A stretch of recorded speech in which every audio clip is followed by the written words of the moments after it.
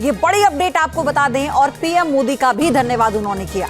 साथ ही उन्होंने कहा कि जीत का पूरा श्रेय मोदी जी को जाता है। कार्यकर्ताओं ने दिन रात एक कर दिया। उन्होंने कार्यकर्ताओं का भी शुक्रिया अदा किया, साथ ही जनता का भी उन्होंने शुक्रिया अदा किया। तो हरियाणा में बीजेपी को पूर्ण बहुमत मिलता हुआ नजर आ रहा है।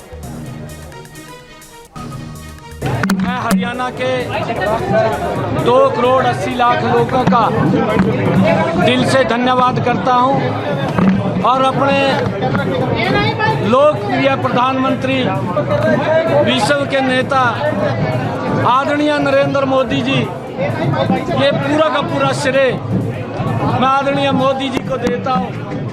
उनके आशीर्वाद से, उनकी गाइडलाइन के अंदर, उनकी जो नीतियां हैं, उन नीतियों के ऊपर हरियाणा के लोगों ने मोहर लगाई है। मैं हरियाणा की जनता का जहां दिल से धन्यवाद करता हूं, उनको प्रणाम करता हूं, वहीं आदरणीय प्रधानमंत्री जी के नेतृत्व में जो ये तीसरी बार हरियाणा की ऐतिहासिक जीत हुई है, इसके लिए भी मैं प्रधानमंत्री जी का धन्यवाद करता हूं। मैं अपनी उच्च लीडरशिप का धन्यवाद करता हूं। मैं हरियाणा के लाखों भारतीय जनता पार्टी के कार्यकर्ताओं का दिल से बहुत बहुत धन्यवाद करता हूं कि जिनकी कड़ी मेहनत और पसीना बहा करके उन्होंने इस ऐतिहासिक जीत का जो दिलवाई है, वो पूरे धन्यवाद के पात्र है। किसी प्रकार की कोई बात करेंगे, वो जनता को जो सही बात है वही पसंद आएगी, जो गलत बात है पसंद नहीं आएगी। हमने किसानों के लिए भरपूर किया, बहुत काम किया है। इसलिए मैं तो आज इस समय इतना ही संक्षेप में कहना चाहूँगा कि जो चीज़ जनता ने महसूस की, कांग्रेस के भ्रम में नहीं आई है। यहाँ का लोकतंत्र, हरियाणा का लोकतंत्र बहुत ही परिपक्व है, जनता बड़ी परिपक्व है और जनता ने एक हमारे कामों पर, मोदी जी की नीतियों पर एक मुहर लगाई है और मैं इसका श्रेय जनता को देता हूँ, भारतीय जनता पार्टी के कार्यकर्ताओं को देता हूँ। सर, सारे चुनाव पूर्वानुमानों को धक्का बताते हुए ये बड़ी जीत हुई है, क्या कहेंगे? पूर्वानुमान जो लगाते हैं, ये उनको इंट्रोस्पेक्शन करना है कि किस आधार पर कैसे पूर्वानुमान करते हैं। पूर्व अनुमान जो हैं वो जनता अपने मन की बात सबको बताती भी नहीं है और जिस प्रकार के पूर्व अनुमान हैं बहुत बार पहले भी फेल हुए हैं, इस बार भी फेल हुए हैं और थोड़ा सा गहराई में आप लोगों को जो भी करते हैं पूर्व अनुमान, उनको करना चाहिए। क्या लगता है कांग्रेस कहाँ फेल हो गई? ये तो कांग्रेस वालों से पूछना पड़ेगा। कांग्रेस पार्टी ने इस बीच आरोप लगाया है कि स्लो काउंटिंग किया जा रहा है, कई चुनाव आयोग नतीजों को रोक रहा है, नतीजों को लेकर। ये तो कभी कभी हमको भी लगता है कि कांग्रेस वाले जब हार देख रहे थे तो कहीं ना कहीं इस चीज़ में कैसे कोई बोला जाए कुछ, क्योंकि हमारे मुख्यमंत्री जी ने पहले जैसे कहा कि दिन आएगा जब जनता देगी उनको जवाब, और ये एक ही बात कहेंगे कि ये ईवीएम खराब। सर, आपने जब वोटिंग के दिन से बात चली थी, 36 बिरादरी उनके साथ है, क्या 36 बिरादरी ने कांग्रेस का साथ नहीं? मैं अपनी बात कह सकता हूँ, मेरे से कांग्रेस की बात क्यों पूछे, आप उनसे पूछिए। मुझे पता है कि हमने हरियाणा में जब 2014 में चुनाव लड़ा था, मैंने स्वयं से एक नारा दिया था, हरियाणा एक, हरियाणवी एक। तो इसलिए हरियाणा के सब लोगों को मैं अपना परिवार मान करके चलता रहा हूँ। आज भी हमारे मुख्यमंत्री जो हैं वो उसी प्रकार से और हरियाणा की जनता के साथ एक तालमेल बैठा करके एक बड़े विनम्रता के भाव से जनता के काम हमेशा करते हैं। सर, करनाल में जब वोटिंग के दिन, ये तस्वीरें रोड शो की है, नायब सैनी के रोड शो की तस्वीरें आप देखिए। तो जीत के बाद जश्न की तस्वीरें इस वक्त आपको दिखा रहे हैं, जहां पर कार्यकर्ता देखिए किस कदर से नाचते गाते नजर आ रहे हैं। मुख्यमंत्री नायब सिंह सैनी का रोड शो और उसकी तस्वीरें इस वक्त आप देख पाएंगे। थोड़ी देर पहले आप उनको सुन भी रहे थे। जीत के बाद वो बेहद खुश नजर आए और साथ ही उन्होंने जीत का जो श्रेय प्रधानमंत्री नरेंद्र मोदी और हरियाणा की जनता को दिया। हरियाणा में बीजेपी को पूर्ण बहुमत मिलता दिख रहा है। अब तक के रुझानों के हिसाब से बीजेपी के खाते में बहुमत से ज्यादा सीटें जा रही हैं। पूरे चुनाव में एंटी इनकम्बेंसी, किसान जवान, पहलवान जैसे तमाम मुद्दों के साथ बीजेपी चुनावी मैदान में थी और बावजूद इसके बीजेपी ने ये सियासी चक्रव्यूह भेदने में कैसे कामयाबी हासिल की, इसके पीछे कौन से फैक्टर अहम माने जा रहे हैं, इस रिपोर्ट में जानिए।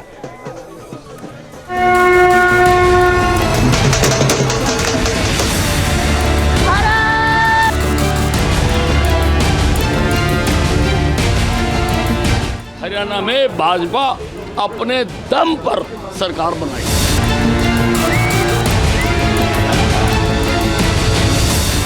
परिणामों ने यह साबित कर दिया है, ठोस काम को ही जनता आशीर्वाद देती है। ढोल नगाड़े बजे, आतिशबाजी हुई, अबीर गुलाल उड़ा और मिठाइयां भी बंटी। शुरुआती रुझानों की उलझन के बाद दोपहर होते होते वक्त बदला और हालात भी बदले और नतीजों में बीजेपी की बल्ले बल्ले हो गई।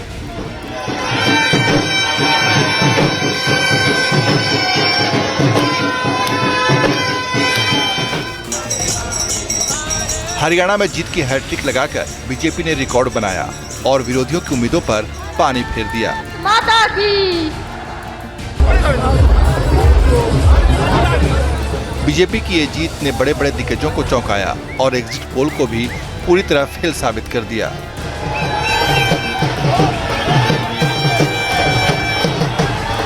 मैं हरियाणा के 2 करोड़ 80 लाख लोगों का दिल से धन्यवाद करता हूं और अपने लोकप्रिय प्रधानमंत्री विश्व के नेता आदरणीय नरेंद्र मोदी जी, ये पूरा का पूरा श्रेय मैं आदरणीय मोदी जी को देता हूं। उनके आशीर्वाद से, उनकी गाइडलाइन के अंदर उनकी जो नीतियां हैं, उन नीतियों के ऊपर हरियाणा के लोगों ने मोहर लगाई है। अब बड़ा सवाल है कि बीजेपी की जीत के फैक्टर क्या रहे। ऐसी कौन सी वजह थी जो विपक्ष की प्लानिंग पर भारी पड़ गई। हरियाणा में बीजेपी की सबसे बड़ी चुनौती एंटी इनकम्बेंसी थी, क्योंकि लगातार 10 साल से सरकार चल रही थी और कई ऐसे मुद्दे थे जिन्हें लेकर दावा किया गया कि जनता इस बार बाजी पलट देगी, मगर नतीजों में वो सब नहीं दिखा। हरियाणा में विधानसभा चुनाव से महज 6 महीने पहले बीजेपी ने मुख्यमंत्री बदला। 9.5 साल तक सीएम रहे मनोहर लाल खट्टर को हटाकर नायब सिंह सैनी के तौर पर ओबीसी कार्ड खिला। माना जा रहा है कि बीजेपी की रणनीति कारगर रही और इससे एंटी इनकम्बेंसी फैक्टर कम हुआ और जनता ने फिर से बीजेपी पर भरोसा जताया।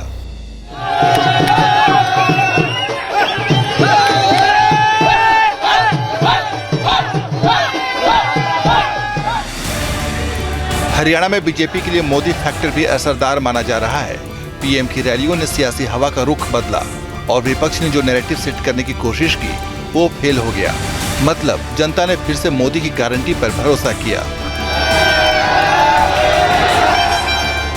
हम पूरी तरह से आश्वस्त थे, क्योंकि मोदी जी की सरकार पर और हरियाणा की सरकार पर लोगों का भरोसा लगातार कायम है और लगातार बढ़ रहा है, क्योंकि हमने विकास करने वाली, सुशासन देने वाली, देश और प्रदेश को आगे ले जाने वाली, सबका सम्मान करने वाली, सबका काम करने वाली, अन्नदाता हो, पहलवान हो, जवान हो, गरीब हो, सबके लिए ऐतिहासिक काम किए हैं। ये आर्टिकल 370 हरियाणा के चुनाव में जाट बनाम नॉन जाट का मुद्दा भी शुरुआत से ही हावी रहा, मगर नतीजों में वो कहानी पूरी तरह पलट गई। बीजेपी अपने नॉन जाट वाले स्टैंड पर कायम रही। ऐसे में माना जा रहा है कि बीजेपी को अपनी इस रणनीति का फायदा मिला।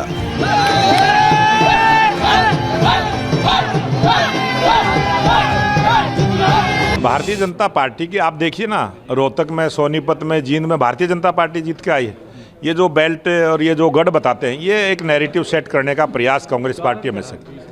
ये भारतीय जनता पार्टी की लगातार सरकार ने जो काम किया है और जो जन कल्याण की योजनाएं गरीब के घर तक पहुंचाने का काम किया है, जो सबको न्याय देने का काम किया है।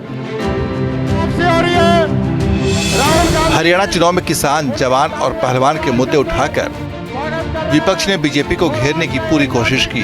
किसान आंदोलन, अग्निवीर और पहलवानों के साथ बदसलूकी के सवाल पूरे चुनाव कैंपेन के दौरान उठते रहे, मगर बीजेपी ये दावा कर रही है कि सरकार ने हर तबके के कल्याण के लिए काम किया और उसका आशीर्वाद भी मिला।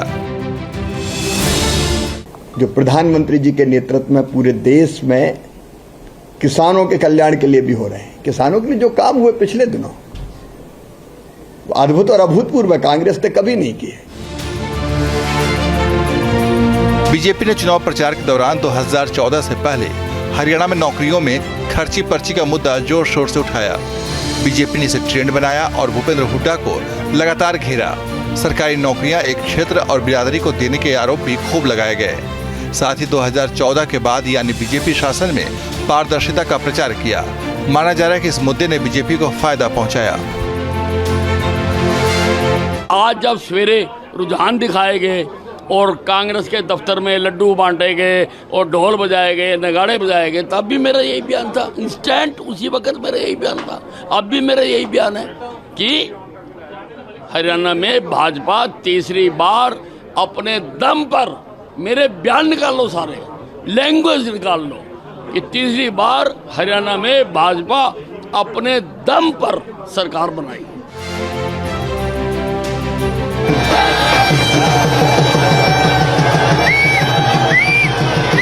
बीजेपी की जीत का एक फैक्टर कांग्रेस की कला को भी माना जा रहा है। पूरे चुनाव में बीजेपी ने कांग्रेस सांसद कुमारी शैलजा की नाराजगी का मुद्दा उठाया।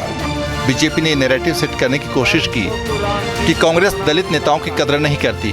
खुद प्रधानमंत्री नरेंद्र मोदी तक इस पर इशारों में वार करते दिखाई दिए। माना जा रहा है कि इससे बीजेपी को दलित वोट अपनी ओर खींचने में कामयाबी मिली। हरियाणा में बीजेपी के लिए तमाम चुनौतियां थी। विपक्ष ने माहौल भी पूरा बना लिया, मगर नतीजों में तस्वीर कुछ अलग ही बनी।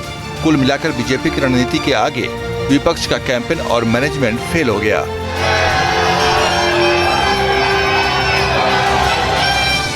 Team news nation.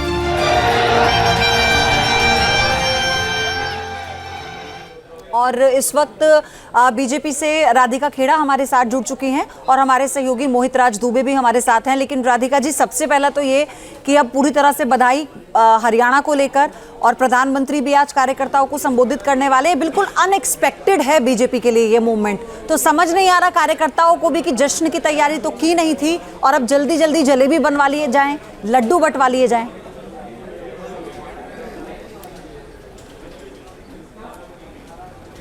देखिए, सभी को जय श्री राम और हरियाणा की जनता को एक बार फिर बधाई। उन्होंने एक ऐतिहासिक निर्णय लिया है और ऐतिहासिक तरीके से अपनी प्रोग्रेस को चुना है। और आज एक बात तो साफ हो गई कि हरियाणा में ना किसान परेशान था, ना महिला परेशान थी, ना बेटी परेशान थी, ना पहलवान परेशान था, ना जवान परेशान था, ना युवा परेशान था। परेशान अगर कोई था तो पर्ची खर्ची वाले लोग परेशान थे, जो एक परिवारवाद के लोग थे वो परेशान थे, जीजाजी परेशान थे क्योंकि उनकी प्रॉपर्टी सील हो रही थी, उनको कुछ नहीं मिल पा रहा था, पैसे कमाई रुक गई थी, तो परेशानी उन लोगों की थी और खुशियां सिर्फ वहाँ की जनता में थी। और इस बार उन्होंने वही किया। तीसरी बार देखिए, आज तक कोई भी पार्टी वहाँ पे 3 बार सरकार नहीं बनाई है। तो इससे एक बात साफ है कि भारतीय जनता पार्टी की डबल इंजन की सरकार देश में हर प्रदेश में अपनाई जा रही है। जिन लोगों ने कहा था 99 आने के बाद कि हमने तो देश जीत लिया, अरे देखिए मोदी जी हार गए, पूरा कांग्रेस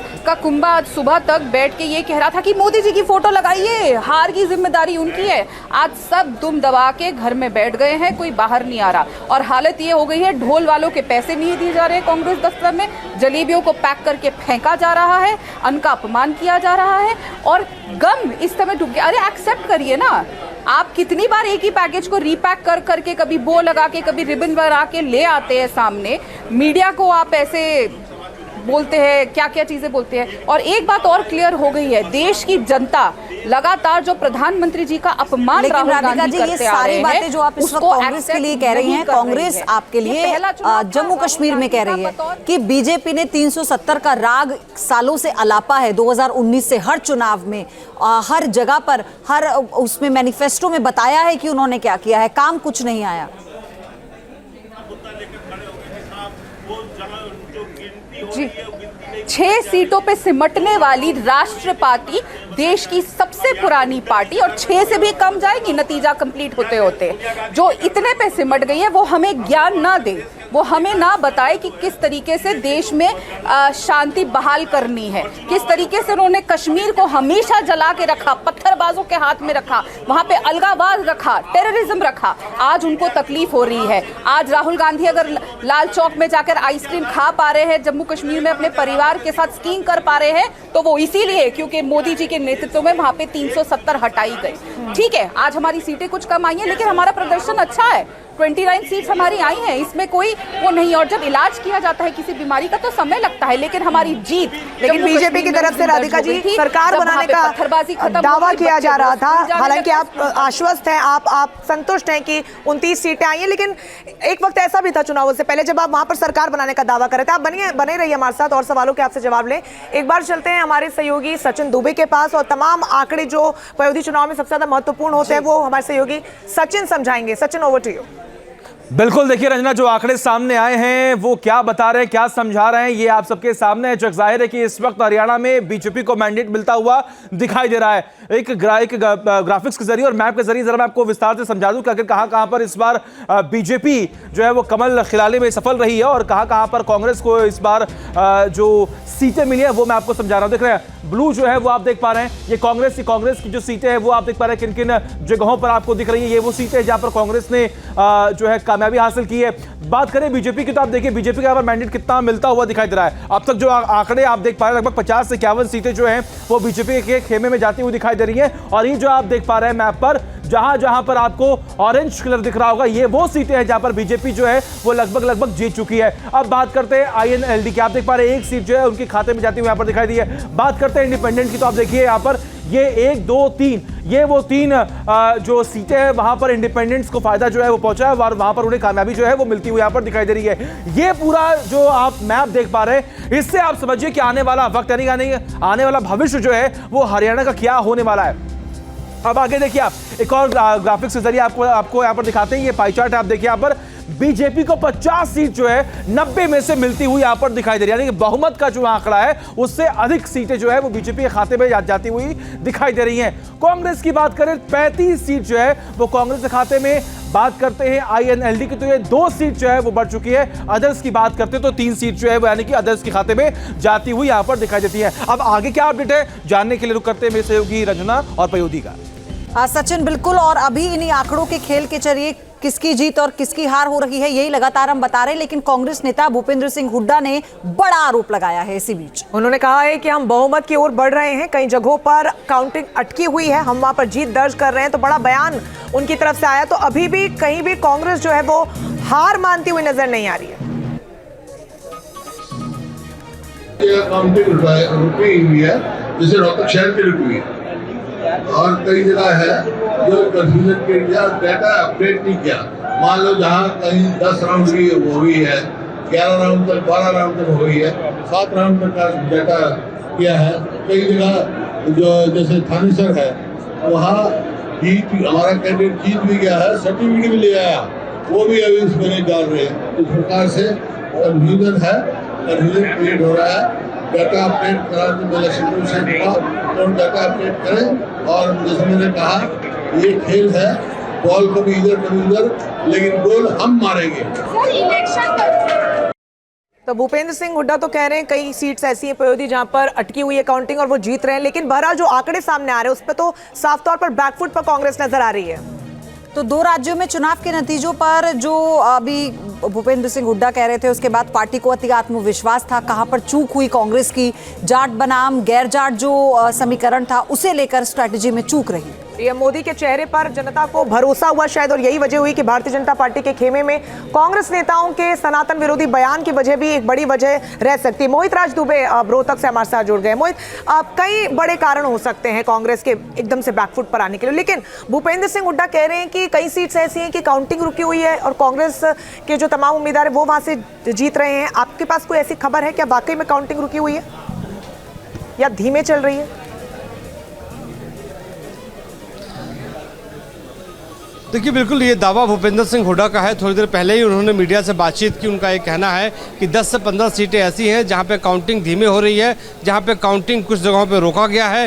तो उनका ये दावा है, उनका ये कहना है। लेकिन जो आंकड़े बता रहे हैं उन आंकड़ों में भारतीय जनता पार्टी बहुत आगे निकल चुकी है। जनादेश की क्यारियों में भारतीय जनता पार्टी के फूल खिलते हुए नजर आ रहे हैं और कांग्रेस के हिस्से में अभी कांटे हैं। तो अब देखने वाली बात यही होगी जब फाइनल नतीजे आते हैं तो मार्जिन क्या रहता है। मार्जिन का मतलब ये कि भारतीय जनता पार्टी को कितनी सीटें मिलती हैं और कांग्रेस को कितनी सीटें मिलती हैं। रोहतक गढ़ है भूपेंद्र सिंह हुड्डा का, और आपको बता दूं कि इस वक्त मैं रोहतक के कांग्रेस ऑफिस में मौजूद हूं जहां पे 3 बार भूपेंद्र सिंह हुड्डा आए, उसके बाद वो अपने घर गए, उन्होंने बैठक की। और इसके अलावा एक और बड़ी खबर आपको दे दूं कि कांग्रेस हेडक्वार्टर में भी एक बड़ी बैठक जो है चल रही है। तमाम जो ऑब्जर्वर्स हैं वो अपनी अलग मीटिंग कर रहे हैं और मीटिंग इस बात को लेकर कर रहे हैं कि आगे रणनीति क्या अपनानी है, कहाँ पे काउंटिंग रुकी है, किस रूप में रुकी है, उसकी पीछे वजह क्या है। लेकिन आंकड़ों के हिसाब से अगर देखा जाए तो भारतीय जनता पार्टी पूर्ण बहुमत में है और जो फासला है वो अभी ज्यादा है। लेकिन भूपेंद्र सिंह हुड्डा अभी भी ये मानने को तैयार नहीं है कि कांग्रेस को बहुमत नहीं मिल रहा है।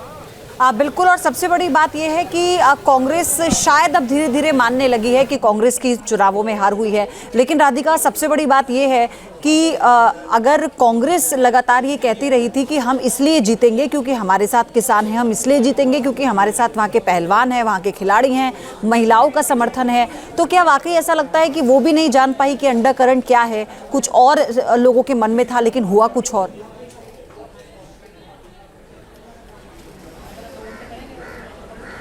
देखिए, कांग्रेस हर चीज़ से दूर रहती है, वो ज़मीनी हकीकत से भी दूर है, वो अपने कार्यकर्ताओं की दुख से, परेशानी से भी दूर है।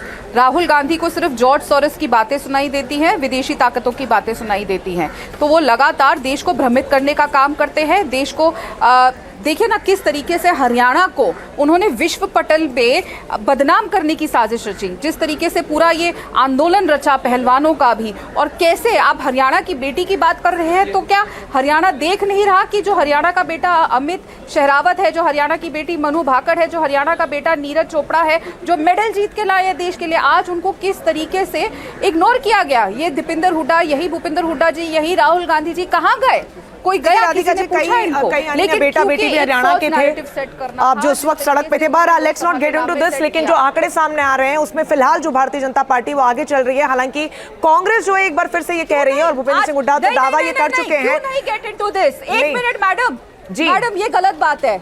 जी जी कहिए, बहुत कम समय बचा है। बोल रहे हैं हम, तो let's not get into this. आज अगर इतना बड़ा जो एक इतना बड़ा षड्यंत्र रचा गया विश्व की बाहर की ताकतों के साथ मिलके, आज जब उसका पर्दाफाश हो रहा है तो क्यों ना get into this. Rahul Gandhi, Priyanka Gandhi ने जो ड्रामा किया, जितना ड्रामा रचा, देश की जनता को भ्रमित करने का काम किया, आज हरियाणा की जनता ने उनके चेहरे पे एक बहुत तगड़ा तमाचा मारा है कि आप अगर हमारे युवा को, और मुझे लगता है राधिका जी, जो आप जो कह रहे हैं कि इसलिए कांग्रेस ने खुद ये कहा कि अब आत्ममंथन की जरूरत है एक बार फिर से हर चुनाव के जैसे।